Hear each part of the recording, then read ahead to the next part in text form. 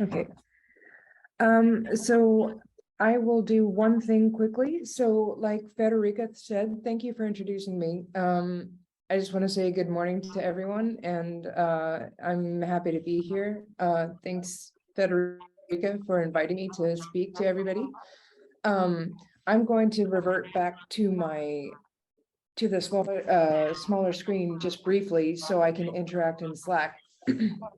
My understanding is that there have been some connectivity issues. So I encourage everyone to post comments or to answer responses that I'll prompt you to discuss in the Slack channel. But if you also are able to, you can use the Zoom chat, which I have open, and I can see raised hands of other participants if you want to speak up. I will be asking a bit for audience participation. So if you are able to, I really encourage you to use the Zoom or the Slack chats.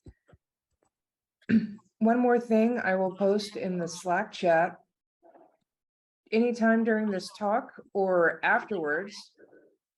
I would really appreciate it if you could answer the survey that I've just posted in the nonviolent communication channel. It won't be anonymous necessarily because it's on Slack, so please just answer if you feel comfortable in doing so, and just vote for each prompt with an emoticon. I would appreciate that. So I will return to the slide view. There we go.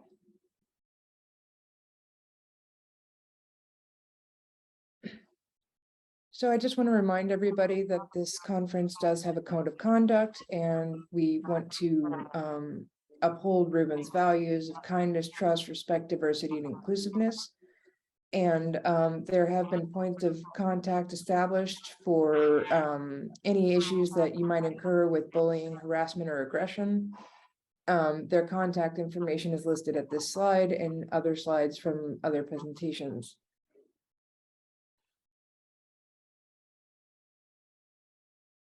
Again, these are some of the rules of engagement. I do ask that everybody mute their mic if they can on the Zoom, if they're a Zoom participant. And we will be interacting again a lot in Slack or in the Zoom chat if you prefer. So this is my my introduction to the talk. So the discussions we're going to have today are not necessarily are going to be more general, but when it's time to think about minoritized groups or people, and when it's time to have these difficult discussions or remember difficult occurrences, we need to remember why we need to do this. So again, post in the Slack chat when I ask prompts or when I go through scenarios about these topics. I really hope that we can engage with each other as much as possible. Also, if you want to remain anonymous, please just send me a private message in the Slack space, and I will read your comment out to the audience, or you can send me a private message in the Zoom chat and I will see it. And of course, in this case, be sure not to use information that might identify you. And of course, Federica, if you choose to send her a private message because you want to add something to the discussion, she can also call my attention and we can address that comment. And lastly, I ask that, I know it's difficult in this hybrid mode sometimes, but during this discussion, try to be here to the best of your ability. So really just reflect and participate in the way that's most comfortable for you.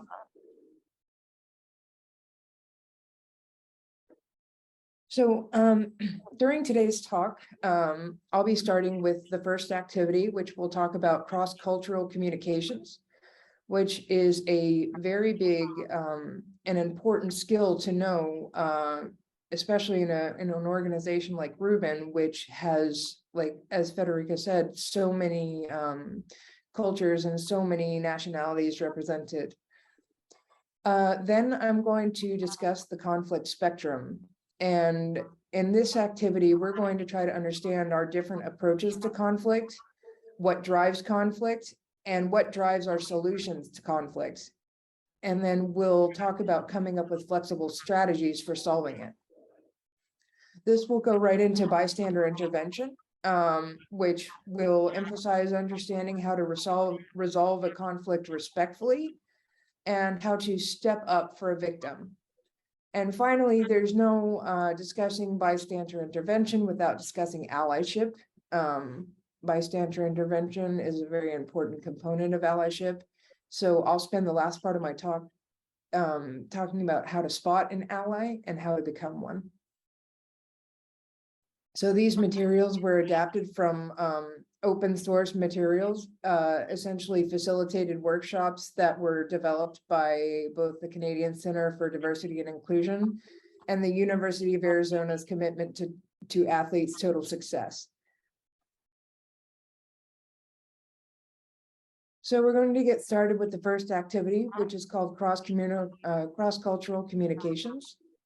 So in this topic, we're going to be trying to understand how different cultures have different forms of communicating and approaching conflict. So we need to understand as well that different elements of communication, such as body language, facial expressions, and eye contact, do not exhibit culturally universal meaning.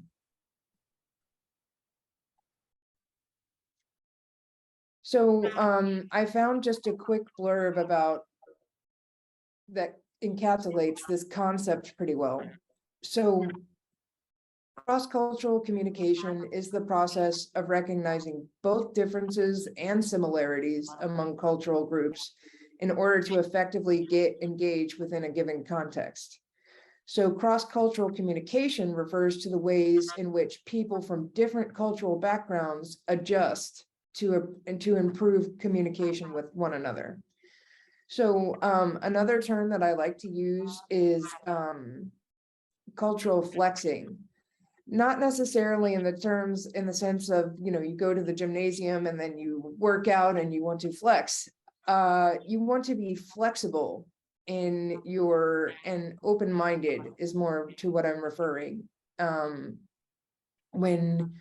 When you're thinking about how to, something that might seem strange to you to do, is quite the norm for another person, and how we have to adapt to that, how we have to be a little bit more open-minded. An example of that is, of course, I'm from the United States. I moved to Chile about 7 years ago, and it was strange to me to get used to this, to get used to the way Chileans greeted each other. It's typically a kiss or a cheek touch, the right cheek, between men and women and two women. That was strange to me, but I knew that I had to, work on that aspect of it because it was a part of the culture. It was how I was going to respectfully greet people and meet people here. So I had to be flexible with my comfort zone and learn how to overcome that so I could better assimilate myself in the community here. So I'd like to talk about a few times that cross-cultural communication has, well, not failed, but when not paying attention to these concepts were actually rather costly.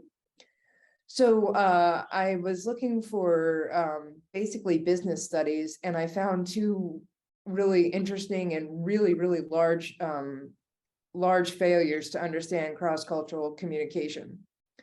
So there's one example of this. It's a company called Parker Pens. They make really nice kind of stationary pens.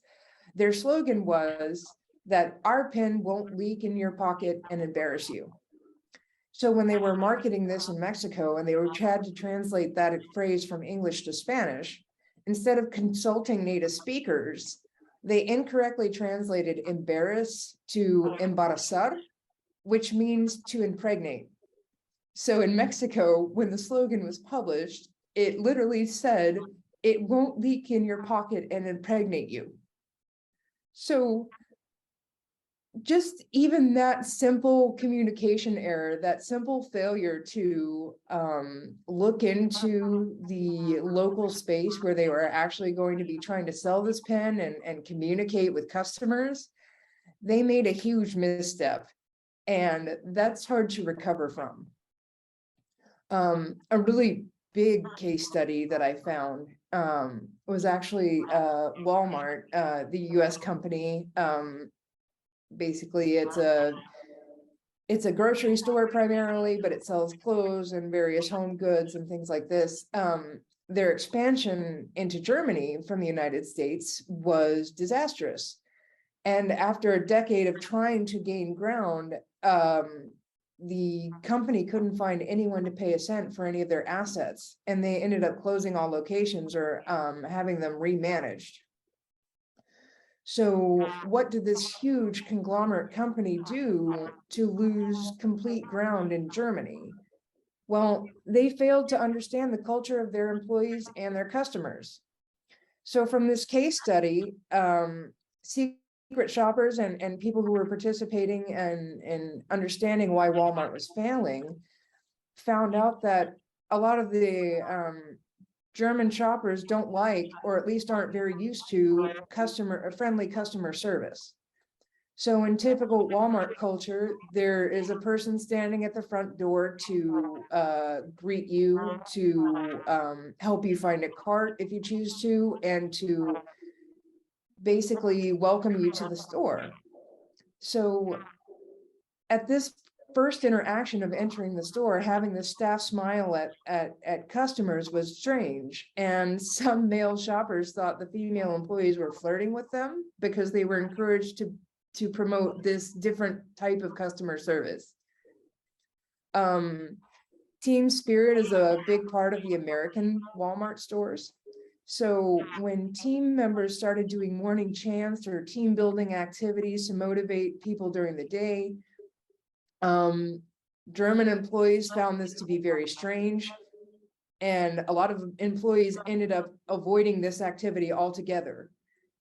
And even another thing in higher end grocery stores, it might be customary for shoppers to bag their own groceries. No one wants somebody else touching their purchases. So what's typical is that Walmart cashiers will bag the groceries for the customer.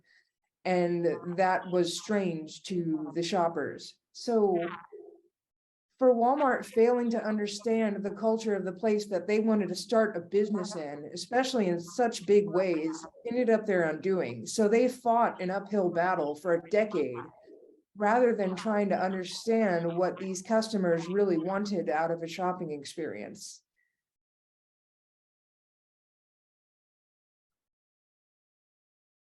So rather than looking at case studies of cultural communication successes, we want to understand that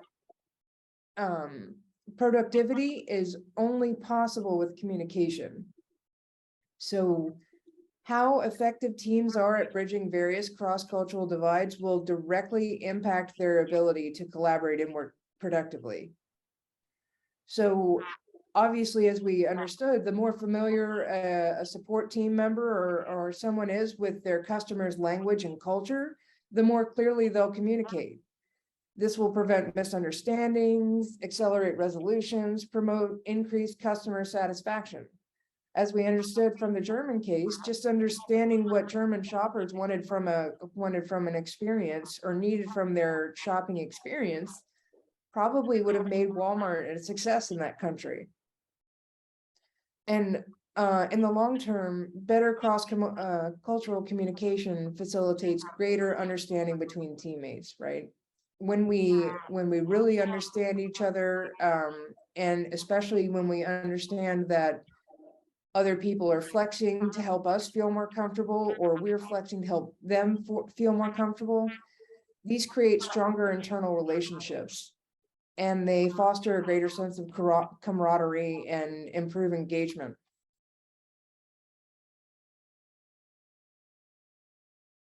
So how do we bridge these gaps? Besides just flexing our cultural norms, what are some easy, or at least first steps we can do to bridge the gap when two people are interacting from completely different cultures. The first thing might seem obvious, but it has to be emphasized, is just listening carefully and not listening to the tone of voice. Listen to the words that are being said, because it's the content of what someone is saying, not the tone, that matters. Because inflection is different for every language spoken. People who non-native English speakers with an accent may use different inflections. Tone is not important. The words are important. So in nonverbal communication, just use some kind of affirmation. And I'm not trying to create a vocabulary list of nonverbal communication, because understanding body language is also not a universal skill, especially for neurodiverse people. But a head nod or a head shake no, maybe those things are affirmation or negation. So just the most basic symbols of nonverbal communication, paying attention to those are very important. So another thing is trying to understand how the other person feels, because if their tone is not something you can read into, you just need to ask them to explain themselves very clearly and use their words. As far as in terms of conflict, you should only offer possible solutions if you are asked to. So in the cases where people are maybe talking about a conflict or a problem they have, sometimes they don't want someone to offer them a solution. Sometimes they are just venting. They just want a sympathizer. So try to understand if they want a solution. Another good general advice is repeat what has been said and ask if you understood that correctly. Ask open-ended questions so they can explain themselves. Don't put words in someone else's mouth. And always remember to use I statements. When you're trying to communicate and you're trying to understand what another person says, you need to communicate what you understand, not what you think they are saying, right? You don't want to fill in the gaps of communication for them.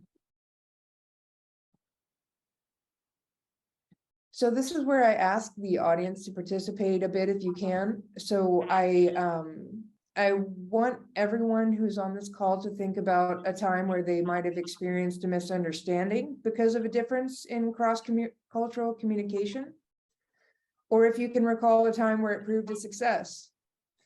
And thirdly, I'd like you to ask yourself, why is cross-cultural competence an important skill in inclusive leadership?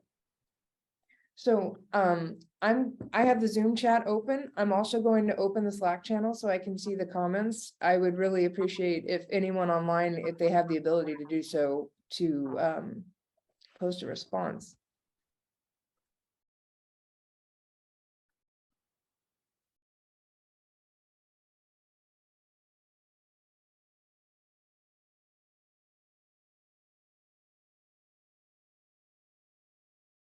Thanks everyone in the Slack channel for correcting my survey. I appreciate you being on top of that. So when we're thinking about misunderstandings because of a difference in cross-cultural communications, I think a time that I've experienced something like that is really just in greetings. I do remember when I was getting accustomed to the Chilean greeting of the cheek touch. I didn't understand that it wasn't supposed to be a kiss. I thought it was like a literal kiss of the cheek, and that's not typically done by people who are just meeting each other for the first time. It's done amongst really good friends or family or things like that.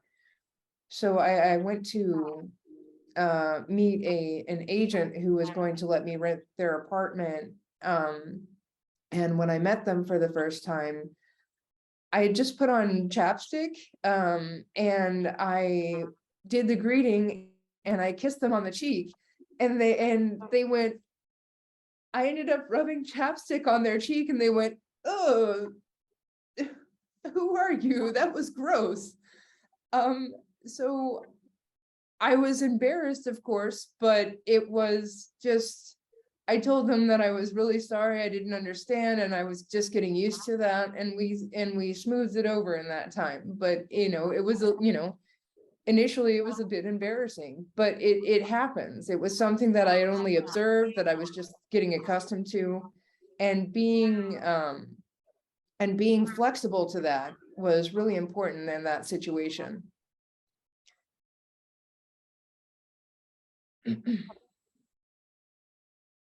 So I was requested, I could copy and paste the text from this slide into the Slack channel. I will do that just now. I'll soon have to move on, but I would love, if you choose to reply to these questions in a thread, and that would be great. I do notice that in the Slack channel, Federica said, left a comment. So something that sounds very aggressive to her is when she, and here's a lot in Rubin, is that may be an misunderstanding, is when we refer to a community as the Italians or as the Chileans. I wonder if it is my Italian or my US trained ear that receives it awkwardly. Well, I was just guilty of doing that when I'm referring to interacting with Chileans in this general context. I mean, Chilean citizens, people who grew up and lived in Chile. But that doesn't necessarily encapsulate everyone I've interacted with here. So that's also something to pay attention to, is not to just reduce a group of people to a nationality, right? So I'm going to move on. I do see more comments coming in regarding the survey and things like this. So I will be addressing those later in the talk, but I just want to move on to the next activity. Thank you for those of you who have commented so far, and we will keep going. Okay, full slides. So we're going to begin the second activity, which is about the conflict spectrum. So this activity, this part of the workshop, is going to help us understand how each of us as individuals approach conflict. And the objective is to understand the different approaches to conflict and the various types of triggers that push us to exercise them.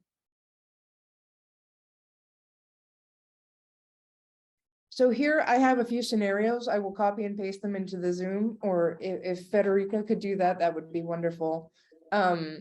So what I have here is essentially just a horizontal line that is stretching across spectrums of reactions. So on the left side, you could have a very aggressive reaction to a conflict.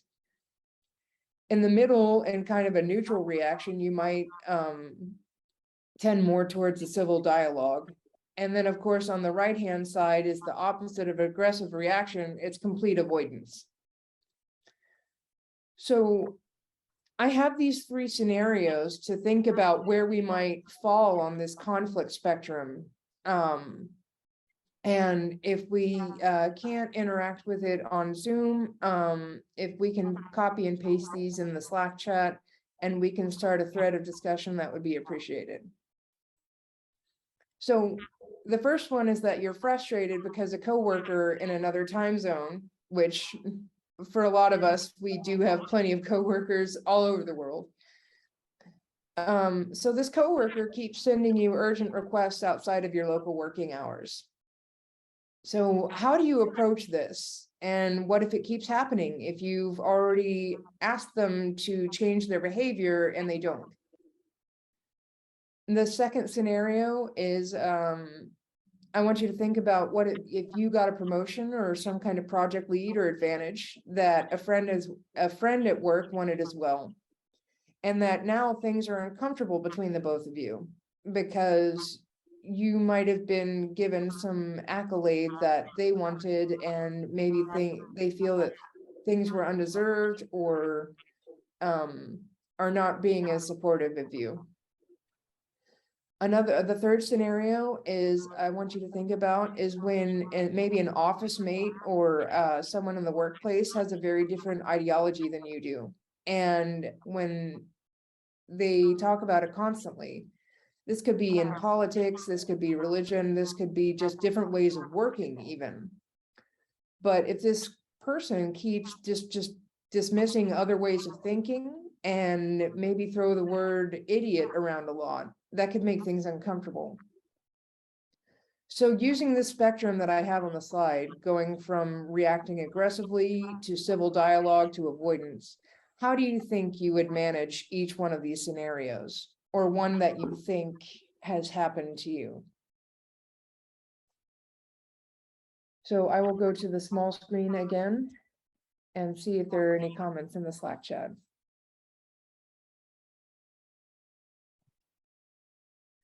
So someone mentioned that they do have a coworker in the same time zone that does this, sending urgent requests that, you know, need to be attended to right now. They said that they have been avoiding so far, but they'll need to have a conversation soon. So they think they'll be able to proceed with a civil dialogue, which is great. And understanding how to start that conversation is also very important. Alysha, because the internet connection is not very strong here, so some people may be cut out of the conversation if they have to interact on Slack. Okay. Is it okay if people want to say something who are in the room, they can raise their hand and we can have them saying it out loud? Please, that would be great. I do have the participants list open somewhere on my screen, and as soon as I find it, I'll be able to call on people. But if you notice that, please just interrupt me. I have no qualms about being interrupted. For the people in the physical science, in the Scienze Fisiche room, maybe you just, if you have something you want to say and you don't want to type in, maybe just come over to the podium where there is a microphone and you can say it.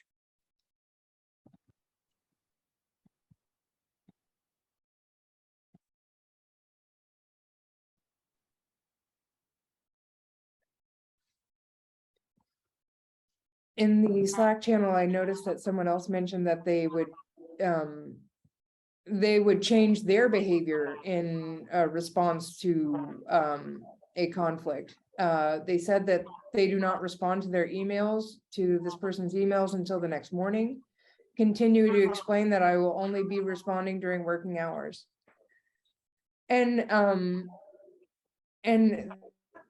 I would say is a little bit towards the left of the spectrum, not at all aggressive, but also setting firm boundaries. And that's really important sometimes for us to remember, is that although we need to be culturally flexible and we need to maybe understand and try to be empathetic to other people's situations, we also need to, a very powerful tool is learning how to say no, and is learning how to set our own boundaries, because there are some things that we are just not comfortable doing, that we just cannot accommodate as people to protect our mental health. Sometimes just people need to avoid physical contact no matter what.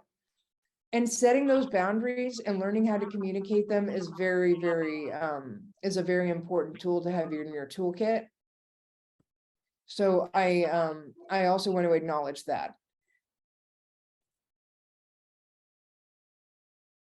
So someone mentioned to me in a private message that the third scenario, where this coworker has different ideology and they throw the word around idiot a lot, this happened to them, to this person. They had a colleague and they tried to have civil dialogue with them, but at the end it was better to avoid, because that colleague was verbally aggressive.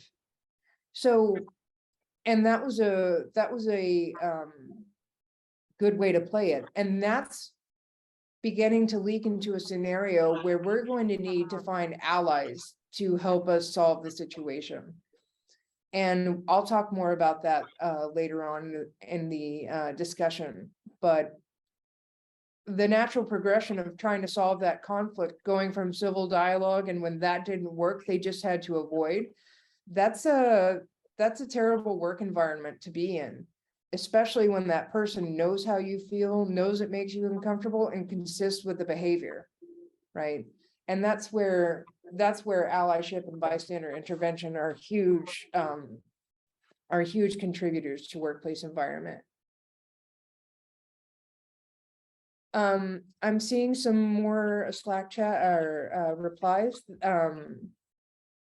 So as far as changing their behavior, and working, communicating within working hours or within your relative working hours. There are people who include notes in their signature and status that defines what their working hours are. And again, that's great. And that's about setting boundaries, right? Setting your own personal boundaries. So other people don't have to ask you what they are. It's just communicated clearly.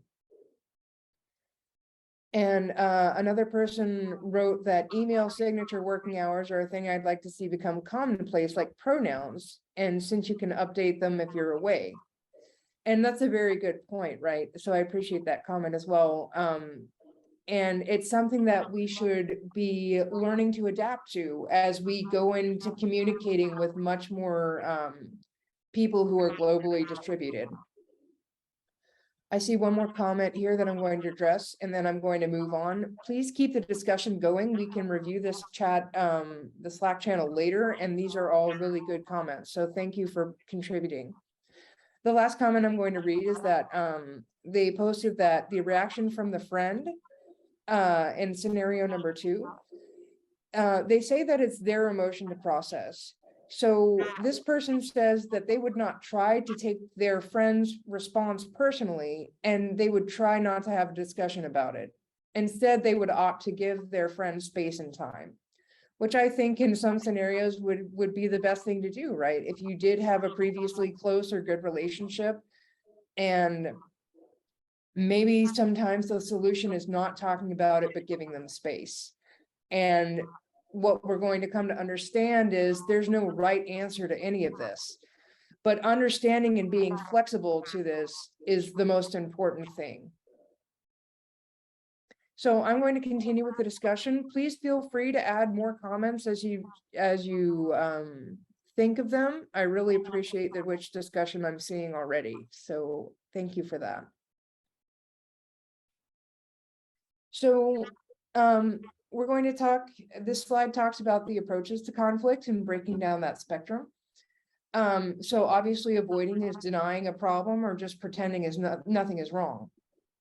And that can become really, really emotionally draining, right? When you have to lock something away in a box or just avoid it completely. Maybe you even find that you're changing your schedule to avoid a person, or maybe you're having to avoid going to the office so you don't see them. That would be really, really difficult to maintain for a long period of time. Accommodating is when you're giving into another person's point of view or paying attention to their concerns, but not your own. And again, this is something that you could do in the short term, but just imagine how drained you are, like trying to compensate for someone else's feelings or trying to support them, even though you might feel differently, right? And we have to remember, again, that we need to put our mental health first, and we cannot be responsible necessarily for the long-term management of someone else's mental health. So in the middle, civil dialogues, problem solving, finding a solution that makes everyone happy, or at least looking closely at the sources of conflict, not necessarily at the conflict itself. Of course, compromising, each person winning and losing a bit. And of course, finally, the more aggressive stance is competing, getting what you want, no matter what. You win, others will lose. So what's the right way? And on this entire spectrum, there is no right or wrong necessarily. It's about risk assessment. It's about understanding the power and privilege of the people who are involved in the conflict. But one thing I want to remind everyone of is to refrain from judging others when they use approaches you don't agree with, right? Some people said they might avoid a conflict altogether, and that could be culturally motivated. Could be because they feel their safety is in danger for approaching a conflict directly. And in that case, if you're a bystander, you need to, I will be giving you some tools later in this talk to understand how you can help that person, especially when their safety is concerned. And lastly, I want to remind everyone to focus on your strategies, right? What works for you? What works within your boundaries of acceptable behavior, of acceptable tolerance? What works within your boundaries of protecting your mental health? So now I want to ask the group, just to debrief this activity, I want you to think about why we have different approaches to conflict and what factors influence this approach. Have you ever judged someone based on how they react to conflict? And of course, this might be an obvious one, but what is the difference between engaging a friend in a conflict solution and engaging a coworker? And lastly, and an important one to understand is, how do power and privilege impact our approach to conflict? So I'm going to minimize the slides just so I can see the Slack chat and see if there are any comments regarding these questions.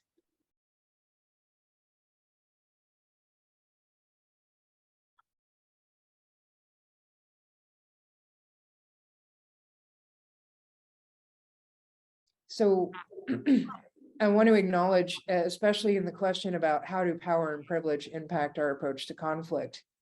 That's a really important one, especially when people in power or people in privileged positions within the organization or within academia need to understand that because of they're in that position, they just naturally have a lot more leverage over situations than other people feel they do. So, and what I mean by that is, even in a meeting, in an online meeting where someone might be, where, let's say a manager or someone is present and a lot of other just non-manager employees are present, even if there's not a direct line of relationship, when in that kind of meeting, it's almost a natural occurrence that the manager can speak more freely and can criticize things more easily than maybe someone who isn't a manager or who isn't in a leadership position can. And it's more likely that those people will feel less comfortable speaking up and really speaking about what they think because that manager is present, especially when things are stressful and maybe there's a deadline or there's a big problem that they're discussing about, a summit issue or a pipeline issue. That manager or that person in leadership just naturally has a broader audience and more privilege to speak freely. Thank you for posting the questions in the Slack chat. I'm sorry that I wasn't on that. So someone left a comment that said that we have different approaches to conflict because people have different levels of emotional intelligence, experiences, and triggers. And that is exactly right. And where this emotional intelligence comes from, where this experience comes from, is tied to upbringing, culture, worldview. It's tied to our sphere of influence. There are so many, almost infinite environmental factors that come in to dictate how much emotional intelligence we do have and our ability to read it, to understand it in other people. especially when speaking about the neurodiverse community, there's a completely different skill level when talking about, you know, emotional intelligence or understanding that someone's upset, for example. So I see another comment here that says that this person suspects that we judge people all the time, and we can't not do that, right? And surely that I understand that, but so perhaps we need to be conscious that we do judge people's behavior and moderate our behavior accordingly. And that's a good comment as well. I appreciate that. So again, this is tying into being culturally flexible. This is tying into being empathetic. We're not robotic producers. We are people with depths of emotions, with depths of experiences, with depths of triggers, with different approaches to human interaction. So when we're conscious of that and we keep it in our forefront in these interactions, and we can be flexible with our behavior, that's just going to create a much better working environment for everyone involved.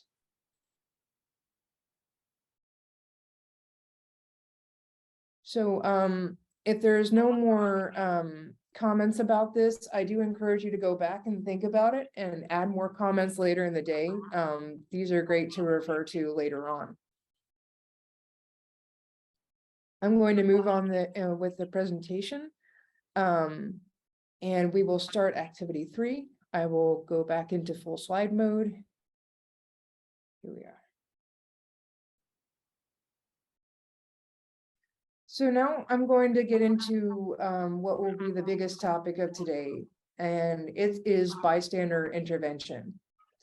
So this workshop, or these notes, are things that I adapted from the University of Arizona CATS program.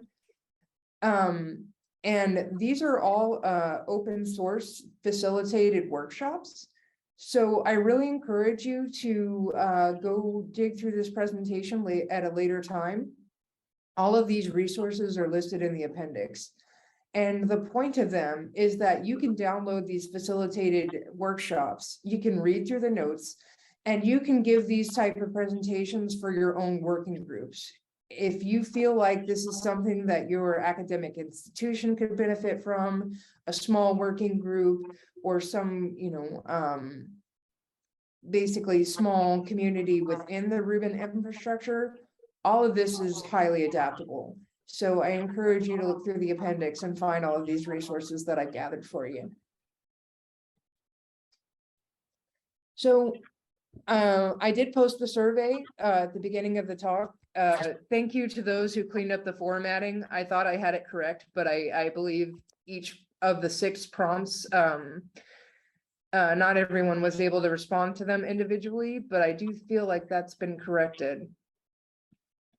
So there were 6 questions on the survey, and I asked and I had you respond by emoticon.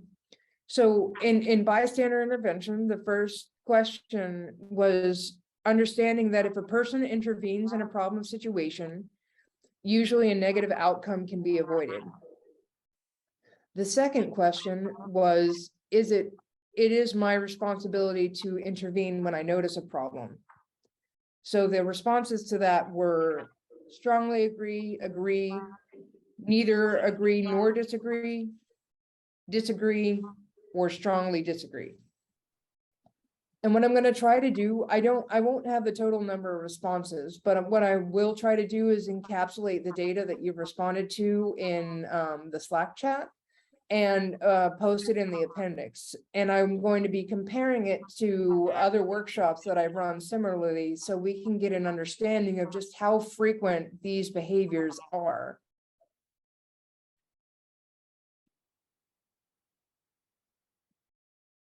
So I'm reviewing the survey in the Slack chat right now, and I noticed that a lot of people, especially in the on the 6th question, have you witnessed any of these things in the workplace? Choose as many as you want or reply to an option. And the things that I asked you to witness, if you witnessed, were things like hazing, which is a situation created to unintentionally cause embarrassment or ridicule. Drinking too much alcohol at a work function, where that might change someone's behavior and make it inappropriate. Verbal harassment, sexual harassment, overt or open discrimination, covert or subtle discrimination, mental health issues, non-transparent hiring practices, favoritism, bullying, anger. And I'm seeing over 30 responses, and it seems like, except for one person, at least one or more of these things have been witnessed in the workplace. And that's not an uncommon experience. When I've given the survey before, even amongst over 100 participants in an online workshop, each one of those 100 participants said they witnessed at least one of those things in the workplace, which is why bystander intervention is so important. So I'm going to go back to my presentation. I won't be able to see the Slack channel, but please continue discussing if you choose to.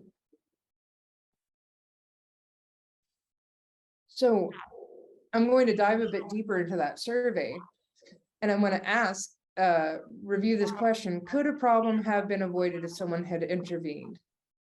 So you don't need to reveal your specific answer, but I want to ask why you think someone might disagree with this statement, or why the response might be neutral, or why someone might agree with this.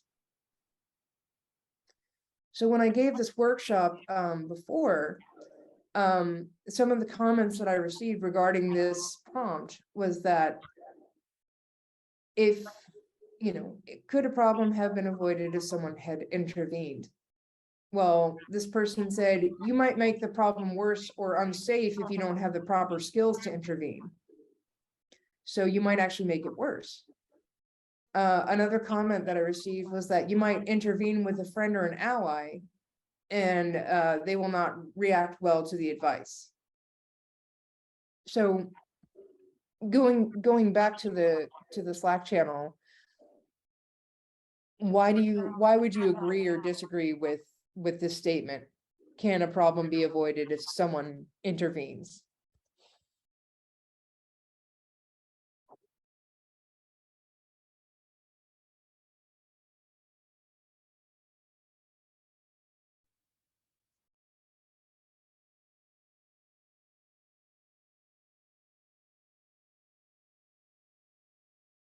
And the responses to that are agree, disagree. So I would find that depending on the situation, I mean, it's easy to agree or disagree. In the case of a friend giving you some advice, and saying, you did this behavior, I don't like it. That's an easy way to solve a problem. And because that friendship exists, that's possibly an easier approach to conflict. But everything changes when that person is potentially in a position of power over you, or potentially in a position of, higher privilege. And yeah, so I'm seeing comments that it depends on the power dynamic, it depends on the situation.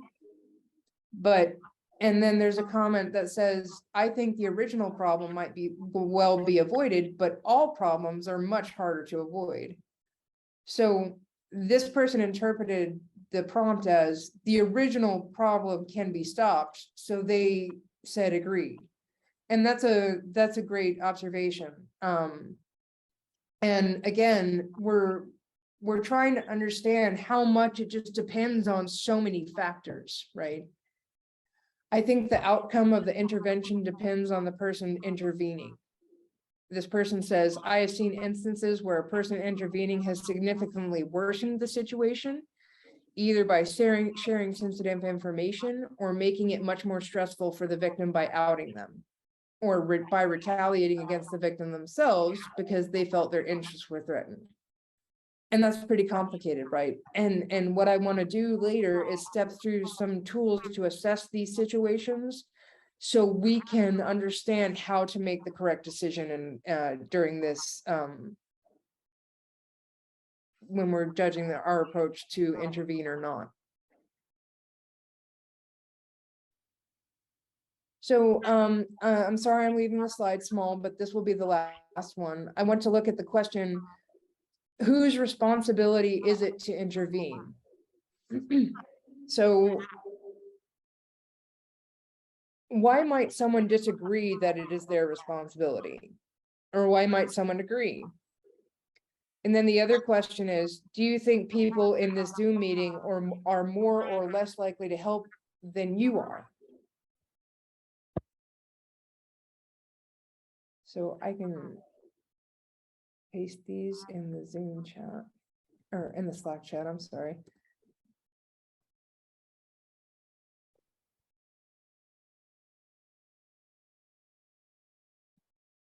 So this question here that says, do you think people in this Zoom meeting are more or less likely to help than you are? That's an interesting one too, because we like to think of ourselves to be the hero, right? We want to follow our consciences. We want to do the right thing. We want to help people, but saying these things is a lot easier than doing them. And again, there are just so many reasons why we might not intervene. Like it's been said already a lot before, is power dynamic, our safety, protecting our mental health. So what I found is in previous workshops that the trend is that people feel that they are much more likely to help in a situation like this than the person next to them is. So we're all, not all, but a lot of us have the tendency to make ourselves the hero, right? We're the hero of our own story. But that's also important to understand when, you know, when it comes down to the line and we have to judge this situation in a way that will protect ourselves. Yeah, I see a comment along those lines. We want to be the heroes, but when our future is on the line, it becomes harder and harder. And that's very apt, right? Because sometimes we don't feel like intervening will put us in a good situation. Feel free to keep commenting. I'm going to move on just so I can cover the material. So I'm going to explain some of the variables that that we might impede us from intervening in a conflict situation. And so when we understand what these are, we can identify them more easily and then use them to assess whether we intervene or not. So individual variables include knowledge of how to help, confidence, a sense of responsibility. Situational variables, of course, are the severity of the need, the other bystanders, and of course, the cost of helping. Victims variables, what is the relationship between the victim and others? What is the perceived deservedness? And does the victim even want your help? Will intervention pull the victim into a situation that they don't want to be in, right? So situational variables are the strongest predictor of whether someone will help. It's not about the individual variables, it's about the situational variables, the severity of need, are there other bystanders present, and the cost. So when this survey was given to at a United States Geological Survey group of over 100 participants, 88% of the people surveyed agreed that they'd want to help in a problem situation. But we know that if 88% of people want to help, but probably don't, we need to understand why. things that might stop people from intervening is the bystander effect. So people are less likely to help when they're in a group than when they're alone. So the sense of responsibility decreases as the number of witnesses increases. So we might be able to recall a time where we're on a Zoom meeting, or at least a virtual meeting, maybe an offensive comment or just an inappropriate comment was mentioned. And even though there might be 50 people in that online meeting, it's really difficult. It's much more difficult to call attention to that comment than to just move on, as opposed to, let's say you're in a meeting with 5 or 6 people and you feel more comfortable in that conversation just correcting someone or saying, no, that's not quite right, or no, I didn't, I don't agree with you, things like this. The diffusion of responsibility. So the greater number of people present, the less likely help will be given due to this belief that the others will come in and have better training, are in charge, or know the victim better. Other variables are conformity. So, of course, people's beliefs and their behaviors are influenced by others. People generally underestimate the extent of other people's concern, right? So this has a name, it's called pluralistic ignorance. So again, and along the line of, making ourselves the hero, if we notice a problem, we may feel like we took it or noticed that problem. Let's see. We observe a problem or a conflict. We may think that we're likely to believe that it was much more impactful than other people think. So an example of that is, if I see maybe I'm in the office and I'm walking in the hallway and I see like an uncomfortable exchange, I'll probably be likely to remember that, and I'll give it much more negative. I'll think to give it much more negative weight than other people will, right? And that's because we're in our own perspectives that, we feel that we notice details more than other people do. So another variable is ambiguity. Did what we witness, is this conflict even really a problem, or do we just think it is? And of course, how can you resolve ambiguity? Other variables, obedience to authority. So in the majority of cases, people will take actions that are against their values if they're told to do so by a higher up, right? And another variable is willful neglect. Looking the other way, saving face, ignoring the problem. This is not the same, though, as witnessing a problem and freezing an action because you don't know what to do, or your flight or fight response was had a short circuit, right? So I want to ask again that if anyone can think of other factors that may stop someone from helping or that may motivate someone to help, and how these factors affect the decision. So some examples, of course, status in the workplace, power and privilege is always something that we need to be aware of, right? Other things are social beliefs.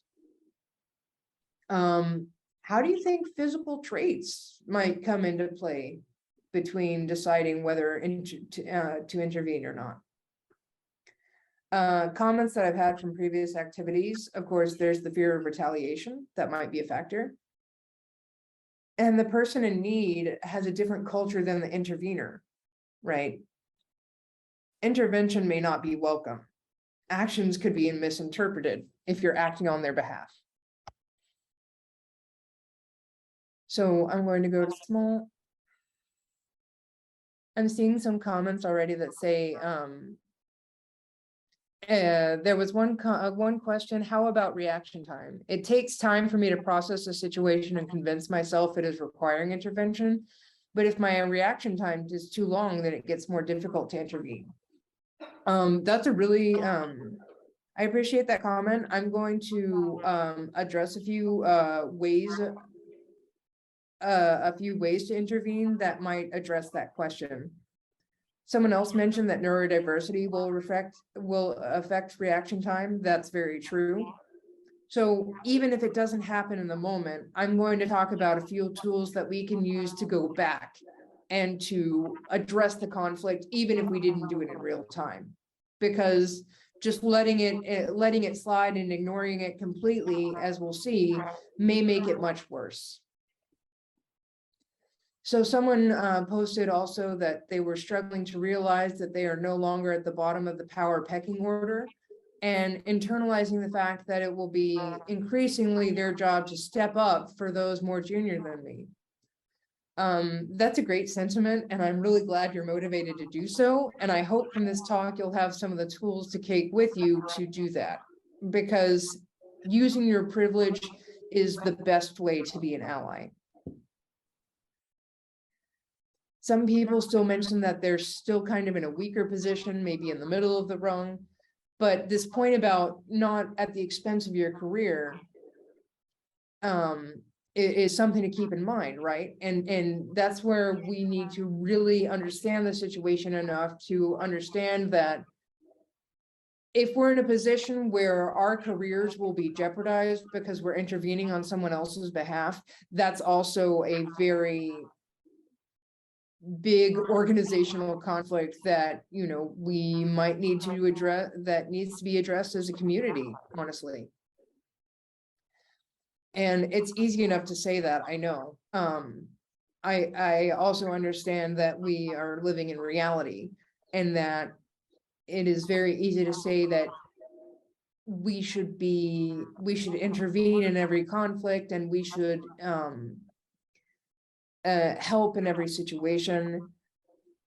What's more important than calling out every possible conflict or every possible negative interaction that might happen in a working group or organization is establishing yourself as an ally. So if it does happen to someone, even when it wasn't witnessed, or even if it's not, you know, to the working group's, you know, conscious observation, that if you make yourself an ally, people will come to you and ask you for this advice about how to solve these things. And the more allies we have in our community, the easier it is for these victims to share the burden of, to share this burden with other people in the community. So I'm going to keep moving on. I believe I have 40 minutes left in the discussion, so I want to be sure to cover all the material. Thank you so much to everyone so far for your comments.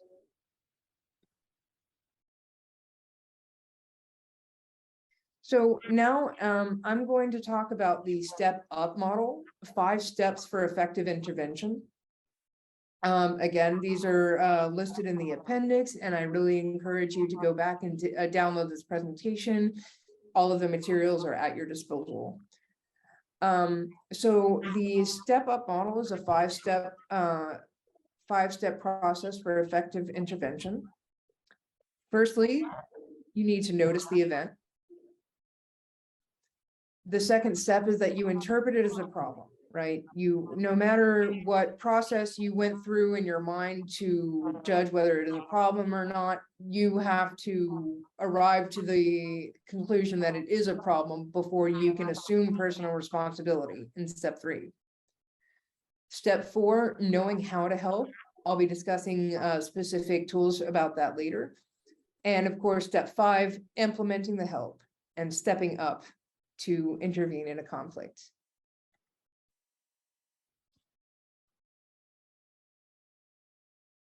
So looking more closely at step 4 in the step up model, how to help.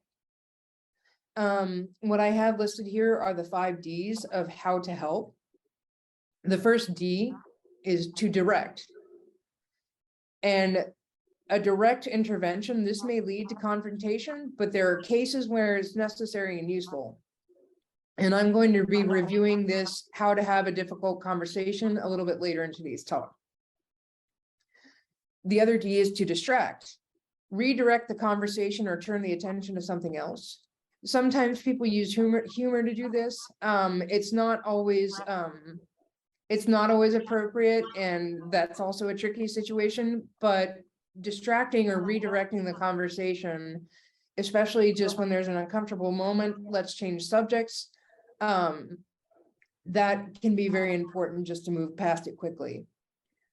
To delegate. Ask someone, if you notice someone is in a conflict or was affected, ask someone that knows this person to check in with them, right?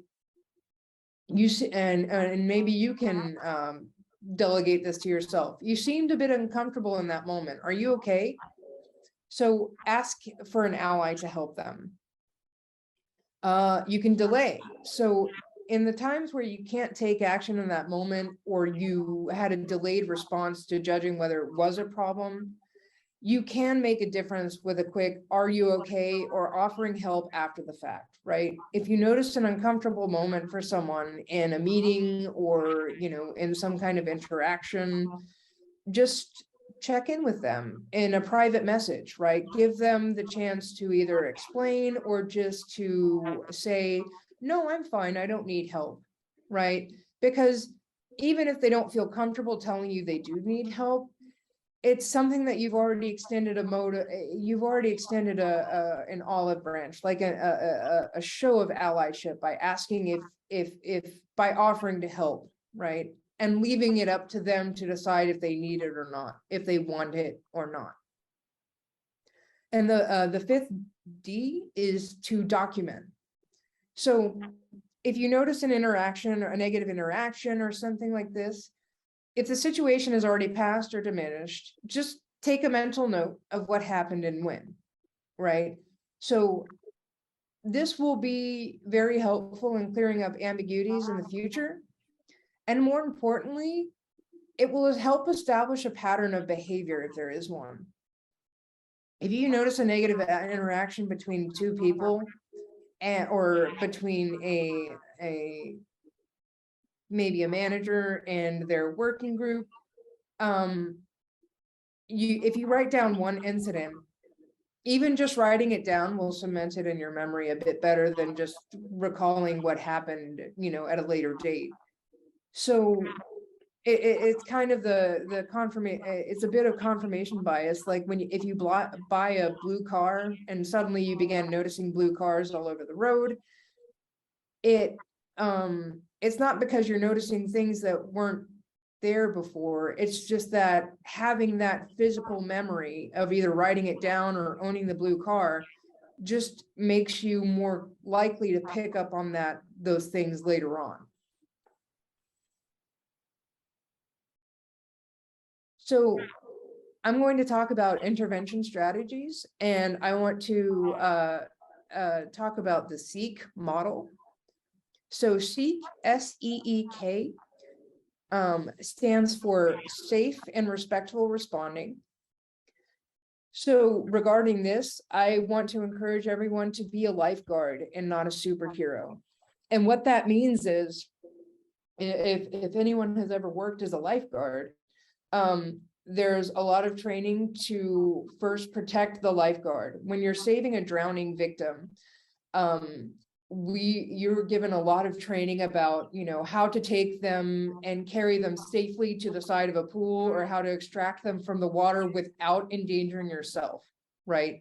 You're given equipment to pass them. You're given equipment to use that will keep you above water as well as them. And if for any reason they are endangering you during the saving process, you're given a lot of techniques about how to escape the victim and about how to reassess so you can take them out without endangering yourself, right? So I want to emphasize that you might not have the training to intervene in a complex situation, but you can provide a lifeline, right? And a lot of that goes into just checking in with a person, asking them if they're okay, and saying that you're there for them in whatever way you can be. The first E of the SEEK model stands for early intervention. Now, the point is well taken that not always interactions aren't always detected as problems in the instant, but when we do decide that it's a problem, intervening or checking in with the victim sooner rather than later is very, very important, right? Because the more time passes, the less effective your intervention will be. And that goes into the second E of the SEEK model, which is effective helping, right? For ongoing problems, crowdsource among your colleagues, look for allies, and find experts or resources in problem solving, right? You may not know how, but a lot of people make careers out of conflict resolution. And I'm sure there's plenty of literature and resources into understanding how to navigate a conflict. And the K stands for kind helping, right? What does the person in distress want? Ask them privately.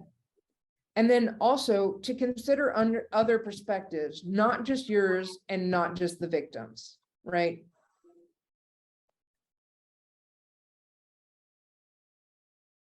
So when we're intervening, we want to think about taking perspective. When a situation is ambiguous, consider the other people's point of view, not just the victims, but perhaps the perpetrators. Perhaps it's the case that the perpetrator didn't intend to be offensive, didn't intend to interact that way. They just did, and they need a bit of compassion as well to navigate the conflict. But if you do check in with a victim of a negative interaction, you might see that the event was not isolated. The behavior has happened before, or it's getting worse. Try to understand what led up to the event and what might have occurred. And think about what you would want someone to do for you. So what I have here is just a picture. It says, not really an optical illusion, but I meant to ask, if you look at this picture, some people might see a frog, or if you turn your head 90 degrees to the right, you might see a horse. You might have seen the horse first and the frog later, or the frog first and the horse later, but it's the same picture. We're just seeing different things from it, right? So taking perspective amongst the group is very important, and not just going with the first thing you see. So I want to be clear that I'm talking about all of these bystander intervention strategies in non-emergency situations, right? I'm not talking about when there's physical altercation, and I'm not talking about when someone is physically injured and things like this. I'm talking about non-emergency situations. So the first thing we want to do is we want to find our allies in the workplace. We want to find the allies of the person in distress, but I need to emphasize that we need to tread very lightly when speaking on their behalf, right? You should not project what you feel onto the victim. Perhaps you saw a negative interaction, you saw an uncomfortable exchange between two people, and it made you uncomfortable. Well, maybe that's just how they communicate. Maybe the person, maybe person one was being curt with person two, but it's, an acute communication agreement they've arrived to. That's just how they communicate. Even though it made you uncomfortable and not them, that's very important to keep into perspective, right? And that's not something you need to put onto the victim. This isn't about you. It's about helping them. And again, be a lifeguard, throw a lifeline, don't be a superhero, don't put yourself in danger, and don't compromise your boundaries or compromise your mental health in these situations, right? And that's very important to understand what you need to do to continue protecting your mental health boundaries. So when we're talking about intervention strategies, friends helping friends, here's where it's very important to use I statements. And we might find this more easy to do when we're intervening with friends. But you want to explain that you do care. I care. Why are you stepping in? I see. Describe behaviors as you observe them. I feel. You strive to be non-judgmental and honest. I wonder when you're thinking about what happened, and I will support you. I will help you get through this, or I will help you navigate and find resources you need. So keep those in mind when you're intervening. Perhaps it's one of your friends who's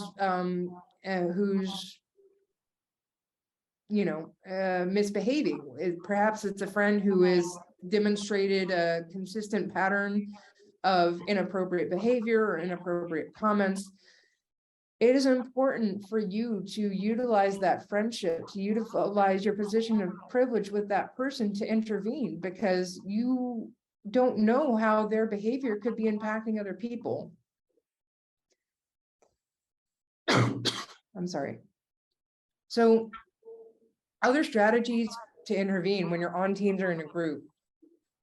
I want everyone to think about the workplace culture, whether it's a group, academia, group, academia, within the Rubin organization. How are you contributing to this workplace culture? And that's where it's really important to have shared behavior standards. So a lot of us have been seeing these more and more frequently, but it's still really important to think about meeting guidelines and code of conduct becoming standard practice in big collaborations or just small projects or office spaces, right? Sometimes when in an office you share a kitchen, there are signs posted everywhere that remind people to throw away their trash, to clean up their food, to label their food, to clean dishes. All of those are shared behavior standards, right? Well, that's also should mean that we should have shared behavior standards for interactions, for how we conduct ourselves in the building, in the group.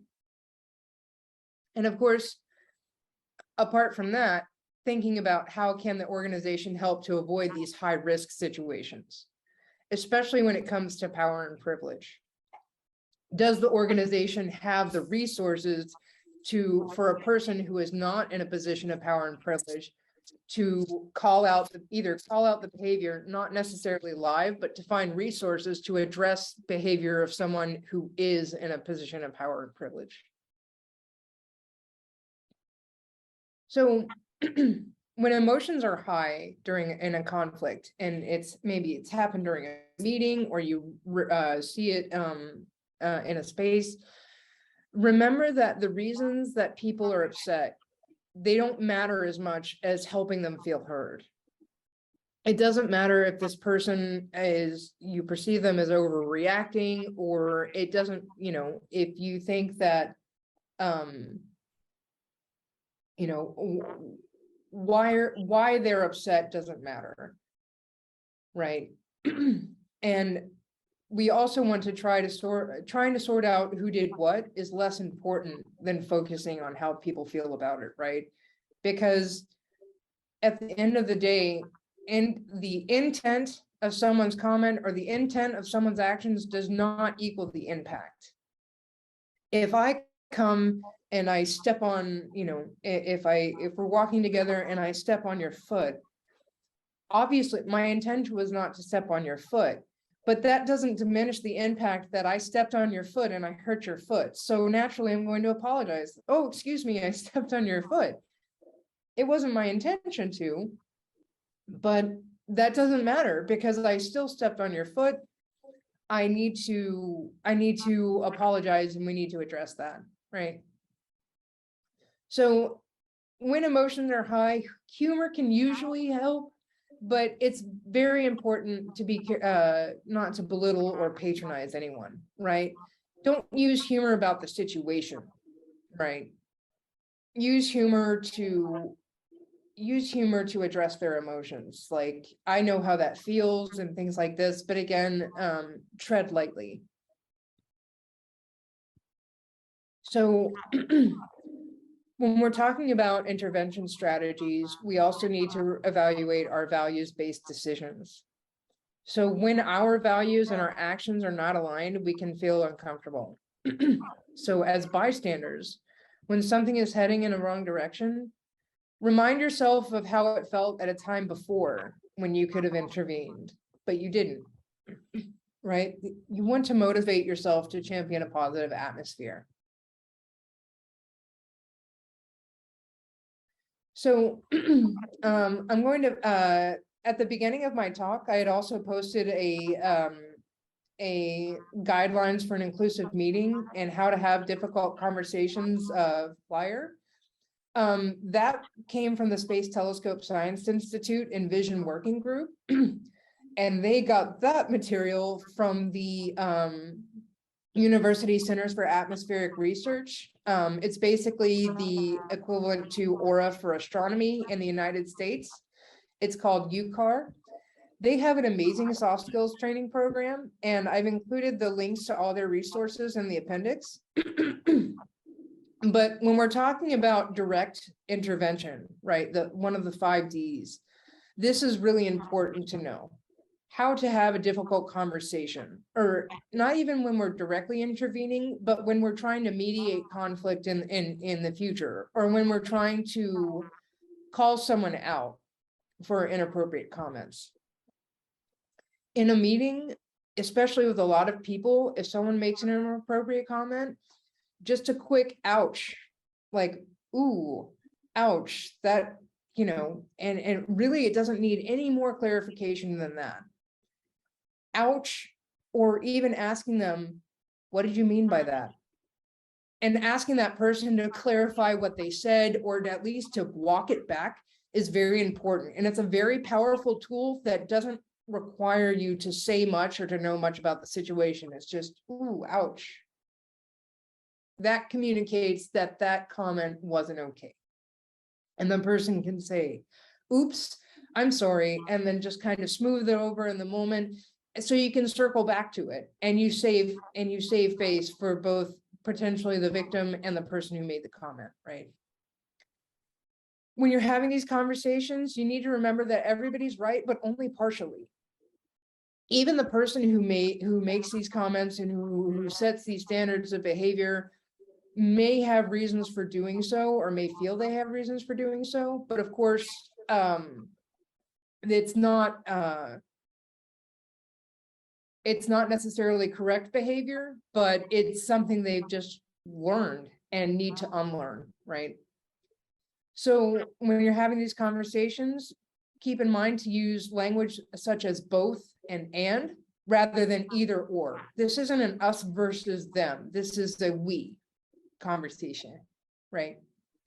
I mentioned this before, intent does not equal impact. Even though you didn't mean something to be hurtful, you have no control if that statement you made or if that comment you made, you have no control if it was hurtful or not. And again, how to call someone out. So you're calling out their words, not their intentions, right? You're calling out their words, not their tone, because tone of voice is very different for everybody. And it comes again from an infinite number of factors.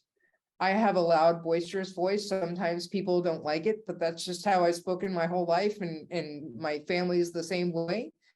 And not everybody's like that. Some people are just soft-spoken. Some people who are non-native speakers use different inflections, all of these different factors. So, and another thing I'm going to cover in today's talk is that if you were called out in that moment, or even after the fact, learning how to apologize properly is a very important skill. So I'll talk about this right now and how to apologize, especially in a direct bystander intervention situation. You made a comment and someone called you out, especially if you made a comment about, a generalization, or you made an insensitive comment about potentially a minoritized group or a person who's not in a position of privilege. I understand that can be embarrassing. I really do. So the most important thing is to first take a breath, right? Just take a breath, like, okay, this is embarrassing, but I'll get past it. I'm uncomfortable now too, but we'll get past it.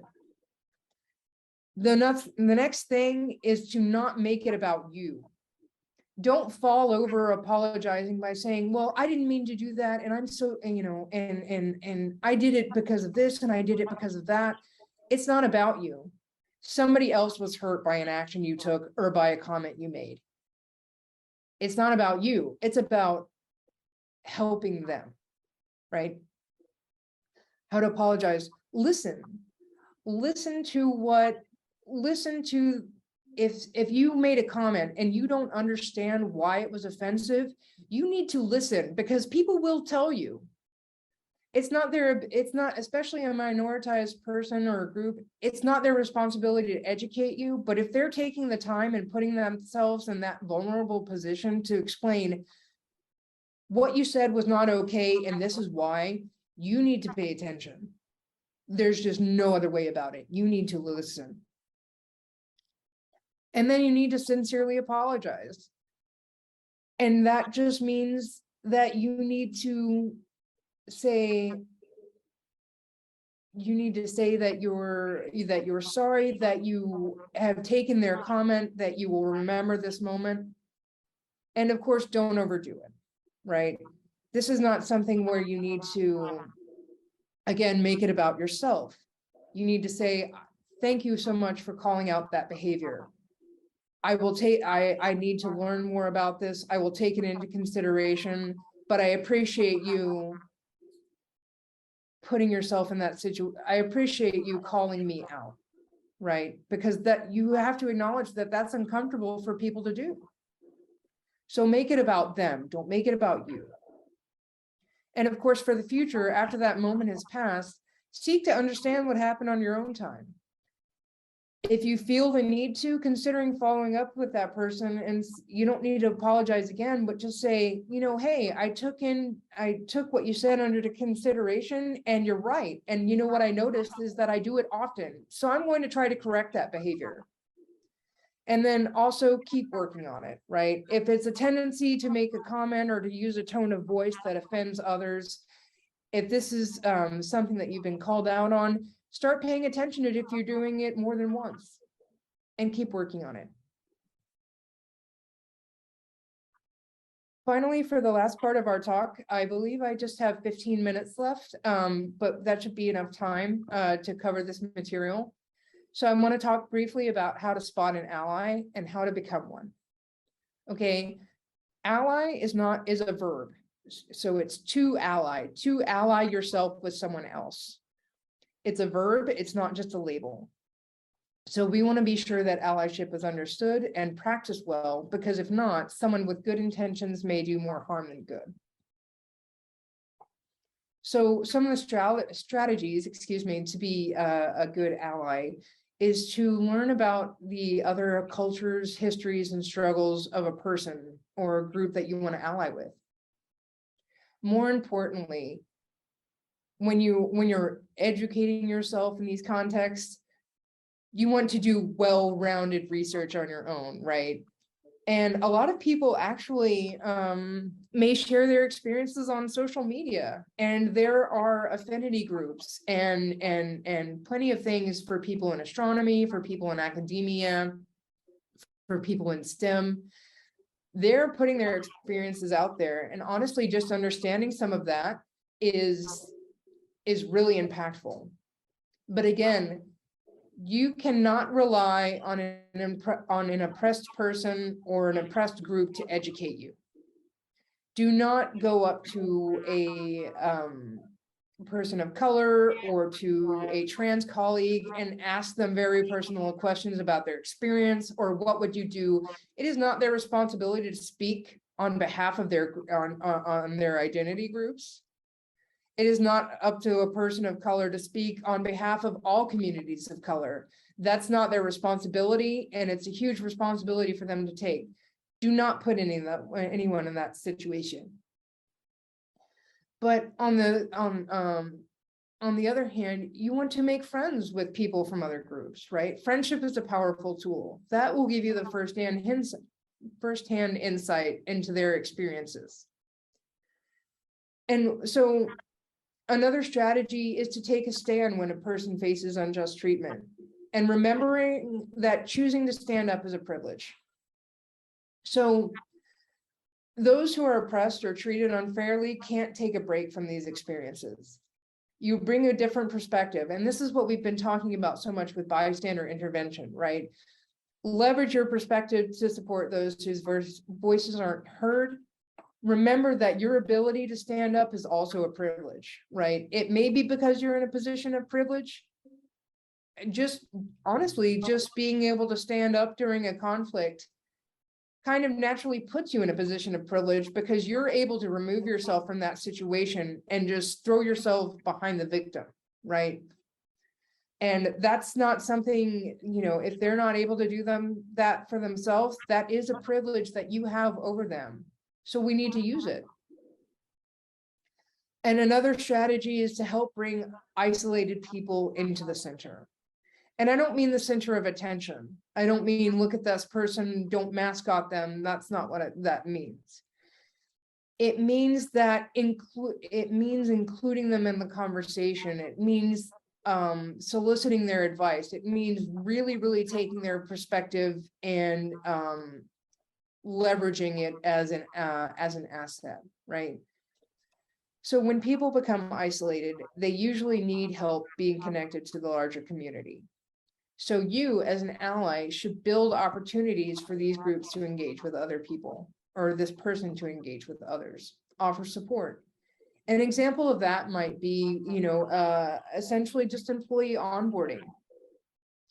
When a new employee starts, when someone starts in a new department, when new graduate students, new postdocs come in, or when people start at Rubin, we want to set them up with the tools they need to be successful. And that's not necessarily just on the job training. That's, hey, you can come to me if you have what you think is a strange question, or you move to this new city, ask me advice for how to navigate, you know, healthcare, or how to navigate different things. So that's an example even of allyship, right? It's helping someone integrate into the community. Other strategies are to be an ally, promoting leadership opportunities for people who traditionally don't occupy these roles. Mentoring, encouragement, all of those things are very important, especially in STEM fields. Training others to become allies. Educating others on the importance of allyship by modeling these strategies, encouraging others to do the same. And how do you train others to become allies? Well, you go and look under the appendix of this presentation, and you read through the facilitated notes of these workshops, and you bring them back to your home institutions. That's how you can train others to become allies. I've said this as a tool, as a strategy for many things, for bystander intervention, for cross-cultural communication, for allyship. Listen, right? Trust in people's experiences and listen to them. Do not interrogate their experience in order to convince yourself that it was real. And a thing I've heard a lot, even in my, you know, my privileged positions and things like that, is just, are you sure they were discriminating against you? Are you sure that they were, you know, being sexist? Are you really sure that you have been avoided because, you know, and not asked to do tasks because you're a woman? Maybe they were just being rude. No. People who deal with microaggressions are very aware and weary of what they are. They know how to recognize them. Do not just paint over their experience. If they are actually bringing it up to you, it means that it's happened so much that it's just, they've reached their breaking point, okay? So don't interrogate someone else's experiences. Believe them. Another thing is to respect spaces that are designated for equity-seeking groups, right? Recognize and respect that these groups need to build relationships with others that have a similar life experience, right? So if there's a women's group that pops up, if there's people of color in astronomy group that pops up, respect these groups, participate if you can to learn more, but respect their space, more importantly. And I have another resource here to learn more about being an ally. Now, I want to ask everyone now to think about allyship at work. And can you think of any strong examples of groups or people allying with others to achieve a common goal? So this is excluding big projects, right? A part of the Rubin community, we all want the telescope to be a success. We all want the 10-year survey to be a success and for everyone to get all the data they can possibly imagine. We're excluding that. Can you think of any strong examples of groups or people allying together to achieve a common goal within an academic department, within a working group, right? And I also want to ask you, what groups are you consistently not hearing? Who needs support? Now you can think about this with respect to the Rubin organization, or you can think about this with respect to your working group. But I'm going to make the slide small and I'm going to see what's some of the comments in the Slack chat.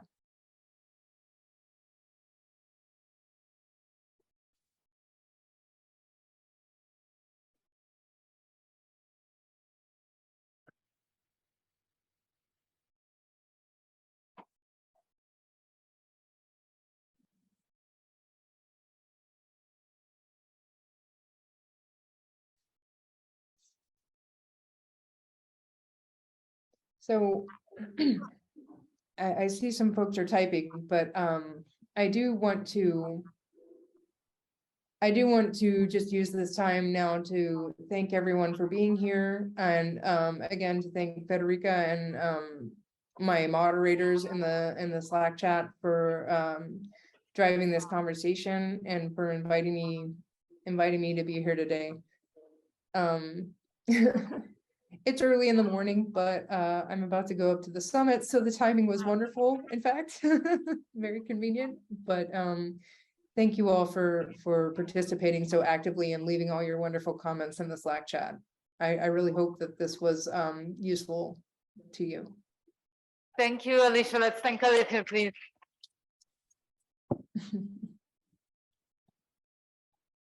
This was amazing, and I really appreciate it. I know that we asked you to do, we asked you something that is really a big deal to help us navigate very difficult situations. And I'm extremely impressed with what you put together. It was so comprehensive and practical and inspiring. Thank you so much. I really appreciate it. Again, maybe another round of applause for Alysha. Thank you. So as we're typing our final thoughts, and I appreciate the gratitude, I just want to remind everyone, this presentation is yours to use at your disposal. It's got tons of resources and previous surveys done. I want to just remind everyone that there are diverse approaches to conflict, and we need to understand all of the infinite contributors to how we approach conflict. But improving these skills, improving how we address conflict, improving how our cross-cultural communication, these are also key skills in inclusive leadership, right? And these are things that we need to recognize.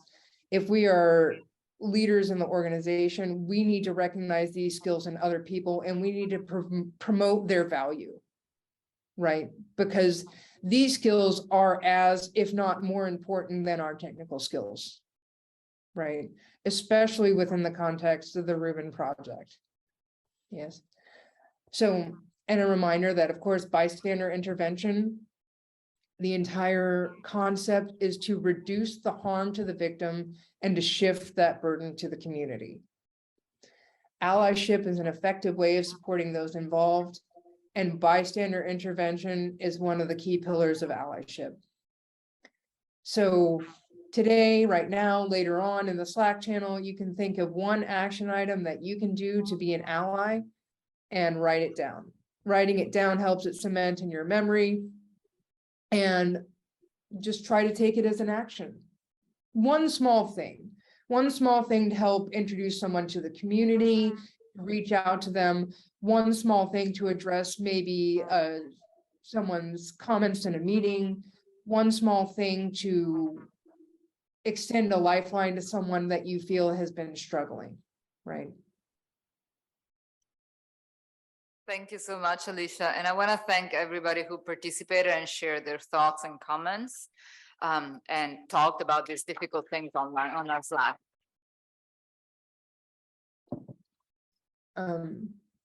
I will also be checking in on the Slack space. Please, if you have any further questions, just let me know. I'll respond, and I really appreciate all of the great discussion I've seen. So thank you all so much. I will take my leave so I can go up to the summit just now, but I wish everyone a very happy and productive conference. And thanks so much again. Yes, please take care of the telescope that is bringing us together. Thank you so much for that too.